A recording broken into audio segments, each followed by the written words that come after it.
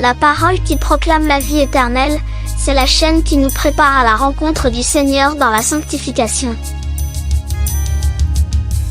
Qu'est-ce que Dieu veut de nous les êtres humains?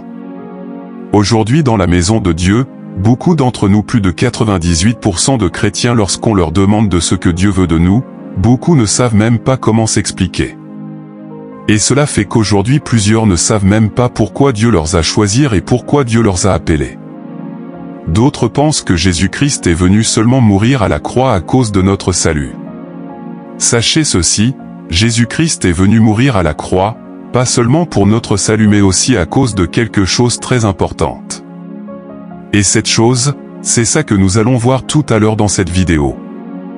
Lorsque nous lisons Lévitique chapitre 19 versets 1 à 2, l'Éternel parla à Moïse, et dit, « Parle à toute l'assemblée des enfants d'Israël, et tu leur diras, soyez saints, car je suis saint, moi, l'Éternel, votre Dieu. » Selon 1 Thessaloniciens chapitre 4 versets 3 à 4, ce que Dieu veut, c'est votre sanctification, c'est que vous vous absteniez de l'impudicité, c'est que chacun de vous sache posséder son corps dans la sainteté et l'honnêteté.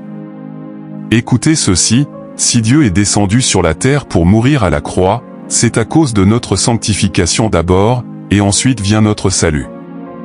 Aucun être humain ne peut être sauvé s'il ne se laisse pas vivre dans la sainteté. Aucune œuvre d'un individu ne peut le sauver, mais seulement que la sanctification.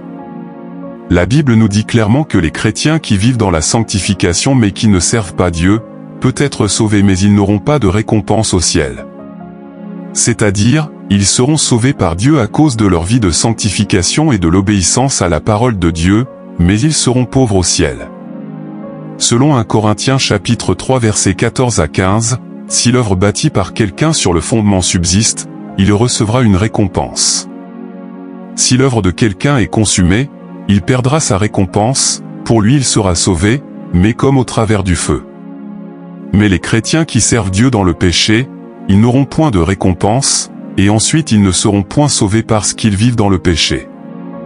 Selon Ézéchiel chapitre 18 versets 19 à 32, si le juste se détourne de sa justice et commet l'iniquité, et meurt pour cela, il meurt à cause de l'iniquité qu'il a commise. Ici dans la Bible, le mot la mort, n'est pas la mort physique mais plutôt la mort spirituelle qui est l'enfer. Car tous ceux qui vivent dans le péché sont enfants du diable et non les enfants de Dieu. Selon 1 Jean chapitre 3 verset 8, celui qui pêche est du diable, car le diable pêche dès le commencement. Aujourd'hui nous servons Dieu de tout notre cœur pour avoir une récompense au ciel, mais la plupart d'entre nous servent Dieu dans le péché. La Bible nous dit que Dieu nous a appelés et il nous a choisis pour vivre dans la sanctification comme lui-même, et non pas dans le péché. Car sans la sanctification personne ne le verra tel qu'il est.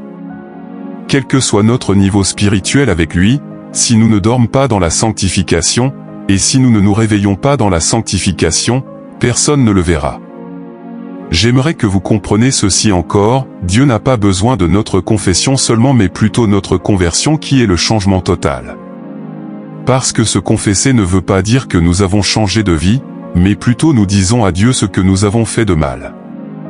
Tous les jours nous disons, « Seigneur, pardonne-moi parce que j'ai fait ça, j'ai fait ceci, j'ai fait cela mais rien ne change dans notre vie. » La Bible nous dit clairement aussi que le Seigneur Jésus-Christ revient secrètement pour chercher ceux qui se sont préparés pour l'enlèvement de l'Église.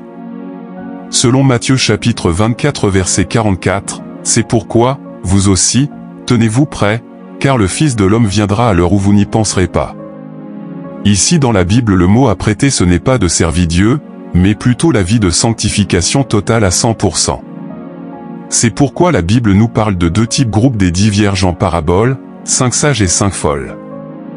Selon Matthieu chapitre 25 versets 1 à 12. Dans ces versets, la lampe des vierges représente la vie des chrétiens. Et l'huile représente aussi le Saint-Esprit de Dieu. Parce que sans l'aide du Saint-Esprit notre vie physique et spirituelle ne peut aller en avant.